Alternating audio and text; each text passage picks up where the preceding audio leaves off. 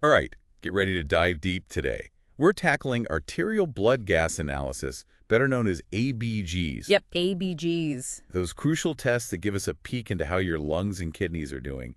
We've got a mountain of medical training materials and guidelines here. Ready to break it all down. Absolutely. Yeah. So ABGs, they're not just about breathing, right? Right. They also give us insights into your metabolic state, like how your body's keeping that balance of acids and bases. And we're not talking routine checkup here.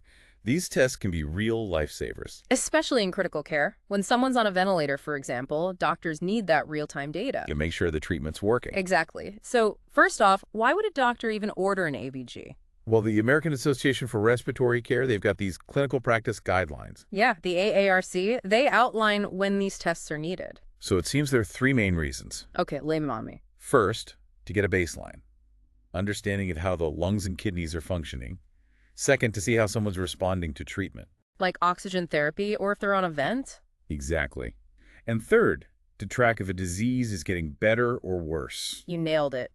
But we gotta remember, even though ABGs are super helpful, The procedure has risks. right, there are times when doing an ABG might actually do more harm than good. Like if someone has a negative modified Allen's test. Ah, you've done your homework. Well, I try. That's the one where they check blood flow in your hand, right? Exactly.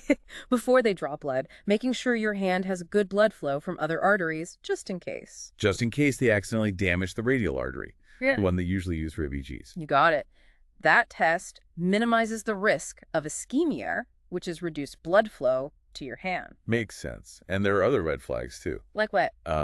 Lesions at the puncture site, or someone has an AV shunt, like for dialysis. All good points. And even with a skilled technician, there's always the risk of infection. Or a hematoma, a bruise. Right. But often the information from the ABG is so vital, especially when it comes to life or death decisions.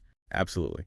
So let's talk about how they get an ABG sample. Okay, let's get practical. What equipment do they use? The key player is the heparinized syringe. Heparin. It's a blood thinner. To prevent clotting. Right. Essential for getting an accurate analysis. Now, I've heard there are different types of heparin. Does that matter? You're sharp. You have different types, but for ABGs, they usually use lithium heparin. Which is in those pre-heparinized syringes. Yep, commonly used. The choice of heparin, though, can depend on what other tests they're running at the same time. Oh, I see. For example, sodium heparin, often used in solutions, can mess with electrolyte results. So unless it's specifically needed, like for keeping a vein open with an arterial line, they might avoid it. Interesting. Okay, so then you've got the syringe itself. I know they come in glass or plastic. What's the difference? Good catch. The material actually matters. How so? Well, plastic, it's gas permeable, so the PaO2, that's the partial pressure of oxygen in the blood. It can change. Yeah, if the sample sits around too long, like more than 30 minutes before it's analyzed. So glass syringes are better? Well, glass is non-permeable, so those results are more stable. So with those plastic ones, it's a race against time. Okay, let's get to the actual radial artery puncture. 10 steps. That's what the guidelines outline. But don't worry, we won't bore you with every detail. I appreciate that. The main thing is that modified Allen's test we talked about. It's like a trial run, making sure there's enough blood flow to the hand. So they minimize that risk of ischemia. Right on. So once they've confirmed good blood flow, they go for it. Needle in, specific angle, and you wait for that flash of blood. That means you've hit the artery. Sounds a bit nerve-wracking. One thing that can really throw things off is air bubbles in the sample. Oh, why are those a problem? Remember how we said plastic is gas permeable? Well, air bubbles, they can mess with the results too. How so? Think of it like this. Gas always wants to move from high pressure to low pressure, right? So if you get an air bubble, which has high oxygen tension, mixed with a blood sample that has lower oxygen tension, what happens? The oxygen from the bubble would go into the blood. Bingo. It'll inflate the PaO2 reading. Like you're adding extra oxygen that wasn't actually there. I see. And the reverse is true too. If the blood sample has higher oxygen tension than the bubble, it'll lower the reading. It's all about that pressure difference. So getting a clean sample is really important. Absolutely crucial. Now, the radial artery is usually the go-to spot, but what if they can't use it? What are the other options? The brachial artery is a common alternative. That's the main artery in your upper arm. Yeah, but it's deeper and Right. there's not as much collateral circulation, meaning... Meaning there's a higher risk of problems. Exactly. Like hematomas or even nerve damage. You need a very skilled technician for that one. Right. You don't want just anyone poking around in there. Now, I've also heard of capillary sampling. Yeah, also called CCO2. It's less invasive, good for babies especially. They prick the heel or finger and get a small sample. But it's not as accurate as an ABG. No, not really. It's more for trending, seeing how things are changing, not for making big decisions. Got it. So a quick check, but not the full workup. Yeah. And then there are those A lines. Indwelling arterial catheters, yeah. The big guns. They go right into an artery, usually the radial. So they can continuously monitor blood pressure and draw blood without having to keep poking. Exactly. Sounds convenient. But there are risks. Of course. Ischemia, infection, nerve damage, you name it. Ischemia meaning restricted blood flow. Right. Can happen if a clot forms or if the catheter kinks. And infection's always a risk when you've got something inside a blood vessel. Absolutely. The longer it's in, the higher the risk. And then there's nerve damage if they nick a nerve while putting it in. So yeah, it's a high-stakes procedure. But for really sick patients, that continuous monitoring and easy access to blood draws. It outweighs the risks a lot of times. Okay, so how do they actually get the ABG samples from an A line? Different methods, but a common one is the VAMP system. VAMP, what's that stand for? Venous arterial blood management protection. Basically, it's a needleless closed system that hooks up to the A-line. Needleless, that's great. How does it work? It's pretty neat. It has this little reservoir. You fill it with blood from the A-line. To get rid of any leftover heparin or saline from the line. Exactly. So you're getting a pure blood sample, then you close it off and hook up a syringe to the sampling port. Draw out the amount you need for the ABG. The whole thing is closed off, so there's very little risk of contamination. Wow, that's impressive. So now you've got your sample. How do you make sense of those ABG results? Oh, that's where the real fun begins. Get ready for ABG Interpretation 101. Hit me with it. Yeah. What are we looking at on an ABG report? You'll usually see 6 main things. pH, PAXO2, PACFO2, SO2, HCO3, and BE. We've already touched on pH, right? The acidity or alkalinity of the blood. Right. Low pH means acidic. High pH means alkaline. What about those other values? PaCO2, that's the partial pressure of carbon dioxide. Tells us about the respiratory side of acid-base balance. Then PaO2, the partial pressure of oxygen. How well oxygen's moving from your lungs into your blood. Okay, got it. And what's SO2? Oxygen saturation. Right. Basically the percentage of hemoglobin that's carrying oxygen. Hemoglobin being the stuff in red blood cells that carries oxygen. Exactly. High SO2 means most of the hemoglobin is full of oxygen. A good thing. Definitely. Then there's HCO3, bicarbonate. That's the metabolic side of acid-base balance. Okay. And lastly, BE, base excess, tells us how well your blood can resist changes in pH. So those are the key players.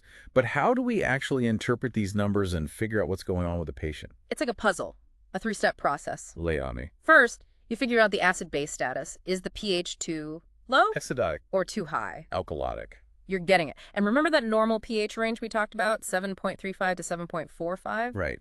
So step 2, we look for hypoxemia. Abnormally low blood oxygen. You got it. We use the PaO2 and SO2 for that. Which could mean all sorts of things are wrong, right? Pneumonia, the blood clot. Exactly. Now, step 3, this is where it gets a little tricky. We assess for hypoxia. Hypoxia meaning oxygen deficiency in the tissues. Right. And here's the thing. Hypoxia can happen even when blood oxygen levels are normal. How do you figure that out then? There are calculations. One is the alveolar arterial oxygen gradient. A gradient. You know your stuff. It tells us how well oxygen's moving from those tiny air sacs in your lungs, the alveoli, into your arteries. So big A gradient means there's a problem with oxygen getting from the lungs into the blood. Exactly. Now let's talk about the different types of acid-base disturbances. We've got 4 main ones: respiratory acidosis, respiratory alkalosis, metabolic acidosis, and metabolic alkalosis. And each one has its own set of causes, right? Right, like respiratory acidosis. Anything that makes breathing harder could cause that. COPD, a drug overdose. Exactly. Respiratory alkalosis, though, that's usually from hyperventilation. Which can be from anxiety, pain, even a fever. You're on a roll. Metabolic acidosis, that can come from a bunch of things. Diabetic ketoacidosis, kidney failure, severe diarrhea. All possible culprits. And then there's metabolic alkalosis. What causes that? Often it's linked to losing acid from the body. Like from throwing up a lot or using diuretics too much? Right on. So by figuring out the type of acid-base problem and looking at the other ABG values, doctors can get a better idea of what's going on. And then tailor the treatment. Now, you mentioned compensation earlier. Remember that? Vaguely. It's how our bodies adapt, try to keep things balanced. Let's say someone has respiratory acidosis. Low pH because they're retaining too much CO2. Right. Like in that COPD example, well, the body's not going to just give up. The kidneys will kick in, start holding on to more bicarbonate. To counter the acidity. Exactly. Metabolic compensation. So the kidneys pick up the slack when the lungs are struggling. Pretty cool, huh? The body's pretty amazing. And the lungs can do the same thing. If someone has metabolic acidosis, maybe from kidney failure, the lungs will try to compensate by breathing faster. To blow off more CO2. Exactly. It's like a tug of war between the lungs and the kidneys, trying to get that pH back to normal. Back to that sweet spot of 7.4. You got it. And we can see this in the ABG results.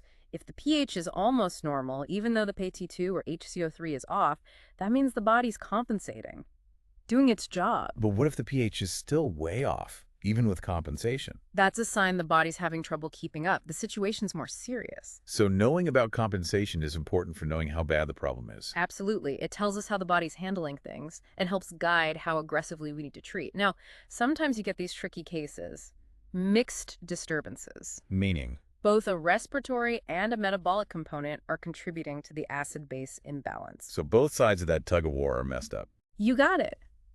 Those can be tough to interpret. You have to look at all the ABG values, the patient's history, maybe even repeat the ABG over time. Real detective work. Well, I feel like I'm starting to understand ABGs, what those numbers mean. You're doing great. Yeah. But we're not done yet. ABG analysis is a constantly changing field. There's always more to learn. True. Before we move on, though, I want to touch on those advanced concepts you mentioned, like the Bohr and Haldane effects. Don't worry, they're not as complicated as they sound. It's all about how oxygen binds to hemoglobin.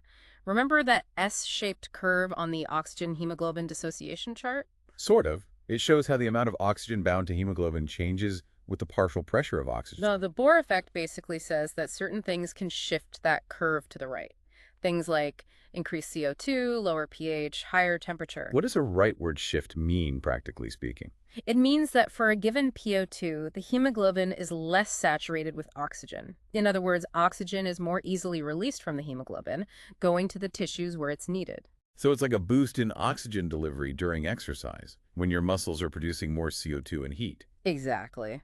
Or when tissues are more acidic. Now, the Haldane effect, that's kind of the flip side. It says that when oxygen levels in the blood go up, it helps to get rid of CO2 from the hemoglobin. But when you take a deep breath and fill your lungs with oxygen, it makes it easier for your blood to get rid of CO2. Precisely.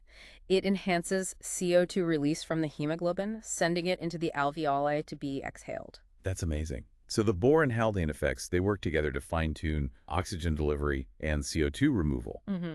What about that CiO2 thing you mentioned, arterial oxygen content? Ah, CaO2. That gives us a broader view of how much oxygen is being carried in the blood. It looks at both the oxygen bound to hemoglobin and the oxygen dissolved in the plasma. So it's more than just looking at PO2 or SO2. Right. Especially helpful when hemoglobin levels are off, like in anemia where there's less hemoglobin or polycythemia where there's too much. So CaO2 helps us see how much oxygen is actually reaching the tissues. Exactly. It's another piece of the puzzle. I'm starting to feel like I could actually read an ABG now. You're getting there. This is all so interesting. But we've got more to explore. True. But before we move on, let's talk about how those machines actually measure these values. How do they work? Good question. Let's shift gears and talk about blood gas analyzers. Those are the tech marvels that make all this possible. All right, welcome back. We just explored how to interpret those ADG numbers, but now let's see how those numbers actually get measured. That's where the blood gas analyzer comes in. I've always wondered how those machines work. It's like magic. You put in this tiny blood sample and out pops all these values. No magic, just some clever engineering. Blood gas analyzers use 3 main electrodes. Each one has a specific job. Okay, like a team of specialists. Exactly. You've got the Sands electrode that measures pH, the Severinghaus electrode for PaCO2, and the Clark electrode for PO2. Okay, so each one focuses on a different measurement. Let's start with the Sands electrode, the pH one. How does that work? It's all about comparison. Measuring the electrical potential difference between a solution with a known pH, we call that the reference electrode, and your blood sample, which has an unknown pH. So it's comparing the two. But what's actually happening inside the machine? How does it do the comparing? Imagine a tiny chamber inside the machine. The two solutions, the reference and your blood sample, are separated by this special glass membrane. It's sensitive to changes in hydrogen ion concentration. The more hydrogen ions in your blood, the bigger the electrical potential difference between the two solutions. I see. And the machine then translates that difference into the pH reading we see on the report. Exactly. It's like a mini pH meter. But instead of using colors or indicators, it uses electricity to measure how acidic or alkaline your blood is. That's pretty cool. Okay, what about the Severing-House electrode, the one that measures PCO2? That one's based on Henry's law. Henry's law. Ring a bell from chemistry class. Something about gas dissolving in liquid. You got it. Henry's law says the amount of gas dissolved in a liquid is directly proportional to the partial pressure of that gas above the liquid. Okay, but how does that apply to measuring CO2 in the blood? Picture another little chamber inside the machine. This one has a semi-permeable membrane. Your blood sample is on one side, a bicarbonate solution on the other. The CO2 from your blood can diffuse across this membrane. So it moves into the bicarbonate solution. What happens then? When the CO2 goes into the bicarbonate solution, it causes a chemical reaction. It makes hydrogen ions. And remember, the SANS electrode measures hydrogen ions to figure out pH. Exactly. So by measuring how much the hydrogen ion concentration changes in that bicarbonate solution, we can indirectly figure out the PCO2 in your blood. That's clever. Okay, so we got pH and PaCO2 covered. Now, what about the Clark electrode, the one for PO2?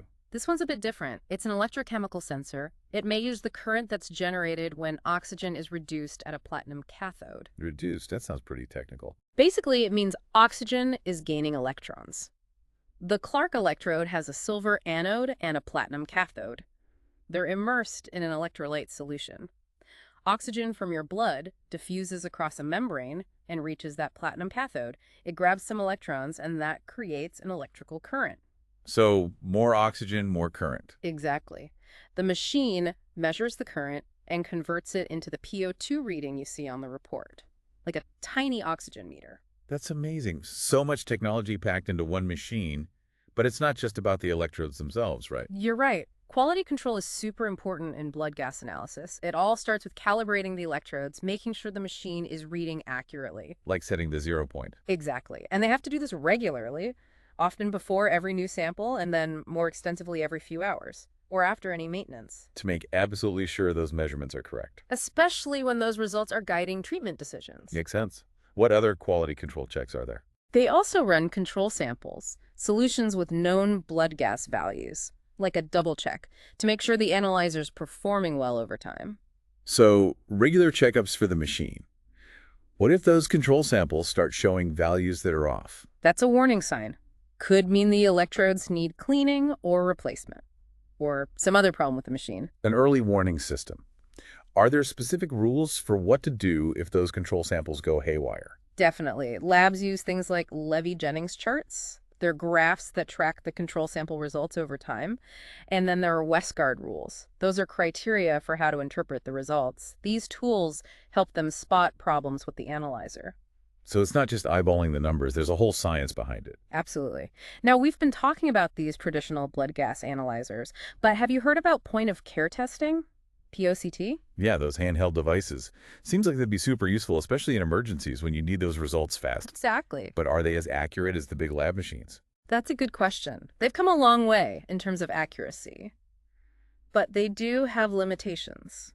Like what? They're not quite as precise as the lab analyzers, and they can't measure as many things. So it's a trade-off. Right. Speed versus comprehensiveness. You got it. It depends on what you need for that situation. But even with those limitations, POCT seems like a game changer. It is. Just remember, quality control is just as important with POCT. You don't want to make a big decision based on a bad reading from a handheld device. Exactly. They still need regular calibration, control samples, and proper training for whoever's using them. Now, we've been focusing on these traditional blood gas parameters, pH, PCO2, PO2. But what about other things, like hemoglobin levels?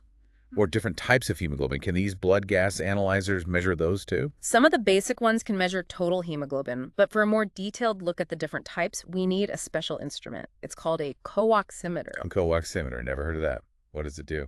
It's basically a spectrophotometer.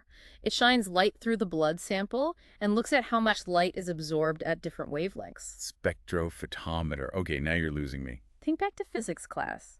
Light absorption. Different materials absorb light differently at different wavelengths. Okay, I vaguely remember that. Like how a red apple absorbs every color except red, which it reflects. Exactly. The co-oximeter uses that same principle to analyze the light passing through the blood. Different forms of hemoglobin have unique light absorption patterns. So it's like a fingerprint for each type of hemoglobin. That's a great way to think about it. It can measure oxyhemoglobin, deoxyhemoglobin, but it can also detect things like methemoglobin and carboxyhemoglobin. Methemoglobin and carboxyhemoglobin. Methemoglobin and carboxyhemoglobin. Those sound a bit more serious. What are those? Methemoglobin is a form of hemoglobin that can't bind oxygen. The iron in its heme group is in the wrong state. So it's like a defective hemoglobin. You could say that. It can be caused by certain medications, or it can be genetic. Now, carboxyhemoglobin, that's hemoglobin that's bound to carbon monoxide. Carbon monoxide, that's the dangerous gas from, like, faulty furnaces and stuff, right? Right. Carbon monoxide binds to hemoglobin way more strongly than oxygen, blocks oxygen from getting to your tissues. That's why carbon monoxide poisoning is so dangerous. That is scary. So this co-oximeter is important for finding those abnormal hemoglobins, which could help diagnose certain conditions. Absolutely. It gives us a deeper understanding of what's happening at the molecular level. Okay, so we've covered all sorts of blood gas analyzers, from those big lab machines to the handheld POCT devices, and even this specialized co-oximeter. Quite a range. Before we move on, though, I want to circle back to quality control. What about this thing called external quality control? Proficiency testing. Ah, yes, proficiency testing. It's like a quality check for the whole lab. Make sure the results are consistent with other labs across the country. So like a standardized test for blood gas analyzers. You could say that. Organizations like the College of American Pathologists, or CAP, they send out these blind samples to labs. Blind samples. The labs don't know the real values of the samples they're testing. They run the samples through their analyzer, send the results back to CAP, and CAP compares them to the actual values and to the results from other labs. To make sure everyone's getting the same answers. Exactly. Proficiency testing is a big part of maintaining those high standards in blood gas analysis. That's good to know. Makes me feel more confident about the accuracy of the results. It should. It's all about making sure patients are getting the best possible care. Well, we've really gone deep on blood gas analyzers today. Learned a lot. We have, but our journey through respiratory diagnostics isn't over yet. You're right. Next up, we're moving from the lab to the radiology department. We're going to explore another crucial part of respiratory assessment, imaging studies. Get ready to x-ray your knowledge. We're going to discuss how imaging helps diagnose and monitor those respiratory conditions. All right, welcome back. We've covered so much ground with ABGs, from understanding what they are, how they're obtained, and how those numbers get measured. Now, let's shift gears a bit. Time to explore another fascinating piece of the puzzle. Imaging studies, they give us a visual roadmap, right? Yeah. Of the lungs and surrounding structure. Exactly. Imaging helps us see things that we might miss just by looking at numbers on a report. Like having x-ray vision, being able to see inside the chest and really understand what's happening. For this deep dive, we'll mainly focus on chest x-rays. They're the workhorse of respiratory imaging. Yeah, seems like they're used all the time. And for good reason. They're quick, relatively inexpensive, and you can get them done pretty much anywhere. Makes them the go-to for a wide range of issues. From a cough that just won't quit to more serious stuff like pneumonia or a collapsed lung. It's that first peek inside to help figure out what's going on. Exactly. Now, before we jump into specific conditions, can you walk me through the different views they use for chest x-rays? Sure. The most common one is the PA view, posterior anterior. PA view. You stand with your chest against the x-ray film, and the x-ray beam goes through your back to your front. Okay, so like taking a picture from behind. What's the advantage of that? The PA view gives us a really clear picture of the heart, lungs, and major blood vessels. And since the heart is closer to the film, those structures aren't magnified as much. Gives a more accurate view of their size. What about the AP view? Anterior, posterior, I've heard that term too. Right, the AP view. They use that one a lot for bedside x-rays in the ICU when a patient is too sick to stand. The film is behind their back, and the beam goes from front to back. The opposite of the PA view. Does that change the image much? Yeah, the heart will look a bit bigger because it's farther from the film, but it's still useful when they can't do a PA view. Makes sense. Are there any other views? Yep. They sometimes do lateral views. Patients stand sideways to the film, gives a different angle on things. Okay. And then there's the lateral decubitus view, where the patient lies on their side. What's that one for? That helps detect fluid in the pleural space, the space between the lungs and the chest wall. I see. Gravity pulls the fluid down so it'll collect on the lower side. Interesting. So all these different views, each one giving us unique information. But once you have the X-ray, how do you actually interpret it?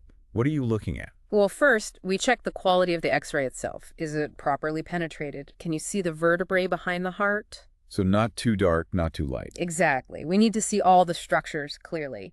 And we check for rotation. If the patient was twisted when they took the X-ray, it distorts everything. Makes it harder to read. Right. You can check for rotation by looking at the clavicles. Those are the collarbones, right? Yep. They should be symmetrical on both sides. So they're like our guides telling us if the image is straight. Exactly. And then we look at the patient's inspiration. Did they take a deep enough breath? You got it.